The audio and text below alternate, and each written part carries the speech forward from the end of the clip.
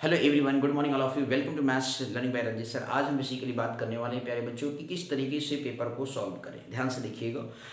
यहाँ पे हमारा टॉपिक है how can solve maths paper. ठीक है, तो बेसिकली प्यारे बच्चों यहाँ पे आप ध्यान से देखो तो हमारा सबसे पहला जो सेक्शन ए है उसमें बेसिकली हमारे पास क्या है, एमसीक्यू क्वेश्चन है जो कि बेसिकली 20 क्वेश्चन होते हैं। ठीक है, इसके बाद जो है फिर सेक्शन मतलब सेक्शन बी में आते हैं जो हमारा 2 मार्क्स में होता है सेक्शन बी में। ठीक है, इसके बाद फिर आता है सेक्शन सी जो 3 मार्क्स में कन्वर्ट किए गए हैं, सेक्शन सी 3 मार्क्स में। ठीक है, इसके बाद नेक्स्ट आता है नंबर 4, सेक्शन नंबर आपका 4 आता है प्यारे बच्चों डी, जिसमें आप बेसिकली क्या है 4 मार्क्स का क्वेश्चन करते हैं। और सेक्शन जो 5 आता है वो उसमें आपका केस स्टडी बेस्ड होता है, 5 मार्क्स का होता है। ई आपका सेक्शन, इसमें आपका केस स्टडी है।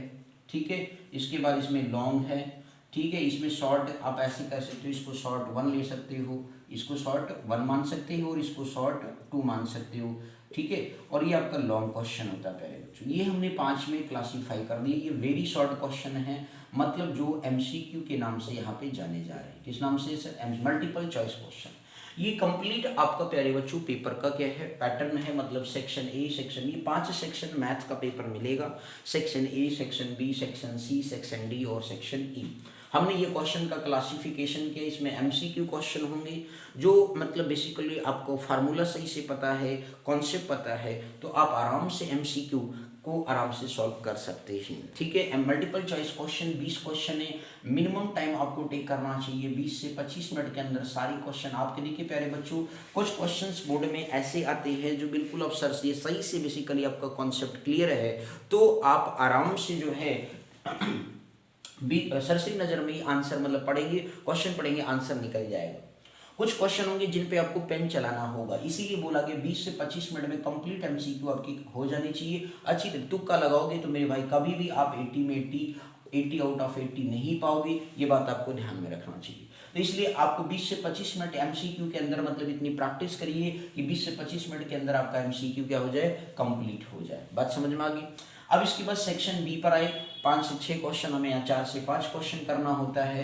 तो इस तरीके से जब हमें 4 से 5 क्वेश्चन करना है प्यारे बच्चों, तो उस केस में आप पहले देखिए पेपर जल्दी करना है, टाइमली करना है, टाइम थोड़ा बचा करके बाद में रिवाइज भी करना है। तो उसको कम से कम जैसे मान लीजिए सब एक क्वेश्चन में 2 मिनट से ज़्यादा नहीं लगाना चाहिए। और आपको जो क्वेश्चन बिल्कुल अच्छे से प्रिपेयर है उसी को आपको सॉल्व करना है।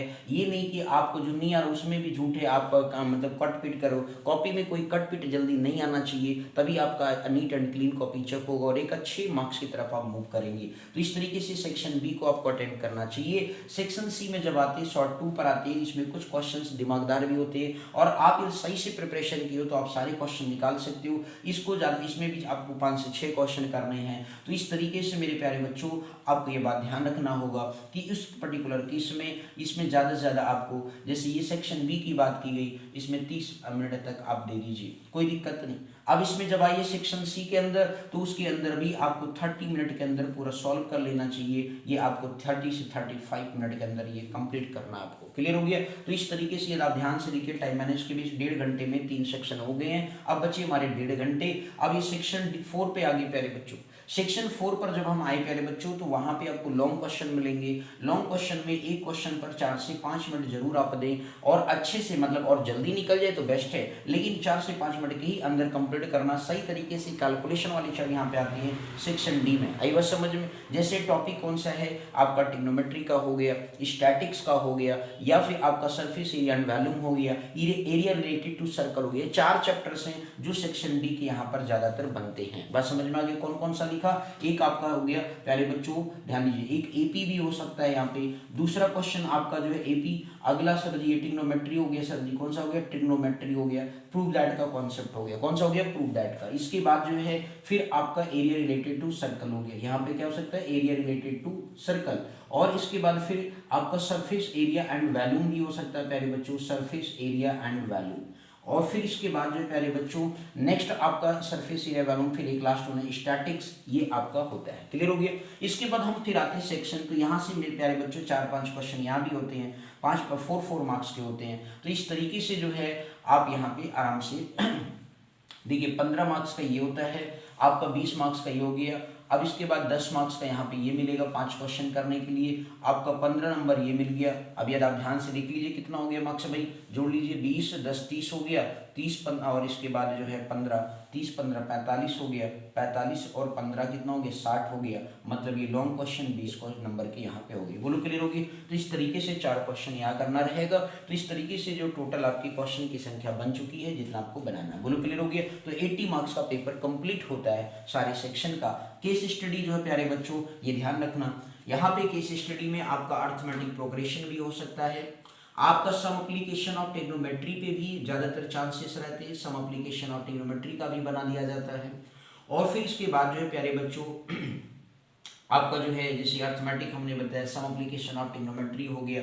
और फिर इसके बाद अब बात है सर और कौन सा चैप्टर हो सकता है, कभी कभी प्यारे बच्चों स्टैटिक्स भी यहाँ पे रख दिया गया है, ये बात याद रखिए। इसके बाद जो है sir ji area related to circle, area related to circle का भी क्वेश्चन केस स्टडी में बनाया जाता है प्यारे बच्चों। बोलो क्लियर हो गया कि नहीं। तो इस तरीके से कुछ आपके चुनिंदे टॉपिक हैं जहां से पेपर में बेसिकली केस स्टडी बना दिया जाता है। आपका सेक्शन जो है आपका चैप्टर 3 जो है, chapter 3 pair of linear equation in 2 variable, वहां से भी आ सकता है। तो ये पेपर मैनेजमेंट टाइम हमने बताया, यदि आप पेपर को मैनेज करते हैं सही तरीके से, जैसे हमने 30 से 35 मिनट लिखा, चौथे क्वेश्चन में भी आप बेसिकली 4 क्वेश्चन करने हैं, 5 क्वेश्चन। तो इस तरीके से जो है आप 30 से मतलब कम से कम 40 मिनट के अंदर इसको आप सॉल्व करिए, कोई दिक्कत नहीं। 10-10 मिनट ले लीजिए, लेकिन 8-10 मिनट बहुत ज़्यादा होता है प्यारे बच्चों। ये लॉन्ग क्वेश्चन भी 4 से 5 मिनट में आपका कंप्लीट हो जाएगा। बात समझ में आए कि नहीं। सेक्शन डी को अच्छे से टाइम देकर केस स्टडी को करिए, जिससे कि तीनों क्वेश्चन आपके क्या हो,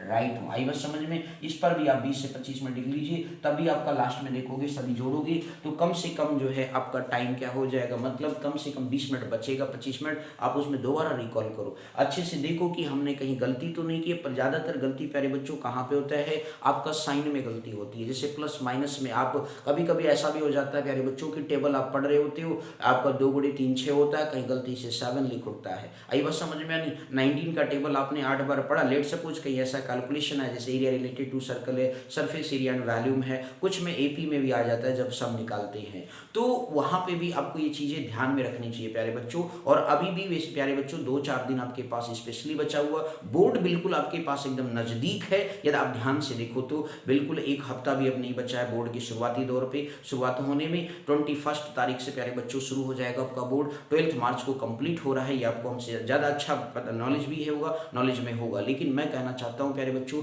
अच्छे से पढ़ो, अभी भी आपके पास समय है। जो आपको मैथ में डाउट है, जो भी नहीं समझ में आ रहा है, आप हमारे चैनल पे जुड़िए, चैनल पे सारी चीज़ें आपको पढ़ाई गई हैं, आप उसे अच्छे से वॉच करिए, सीखिए, आप भरोसा करिए, आप सीख लेंगे तो आपके मार्क्स आएंगे। अब बहुत सारे बच्चे सोचते हैं सर इंपॉर्टेंट नहीं देंगे या पढ़ लेंगे। मेरे दोस्त इंपॉर्टेंट यदि आप सही से पढ़ लो तो इंपॉर्टेंट की जरूरत ही क्या है, आप अच्छे से पढ़ के जाएं तो इंपॉर्टेंट की क्या जरूरत है।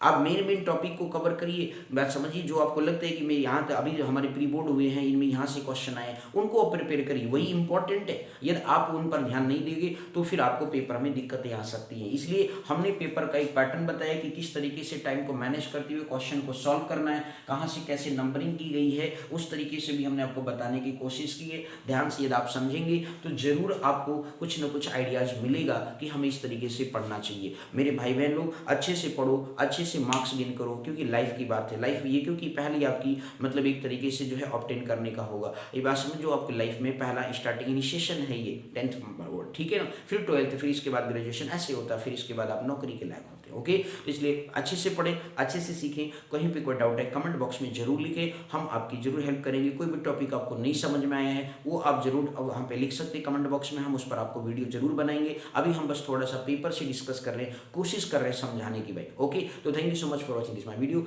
Thank you.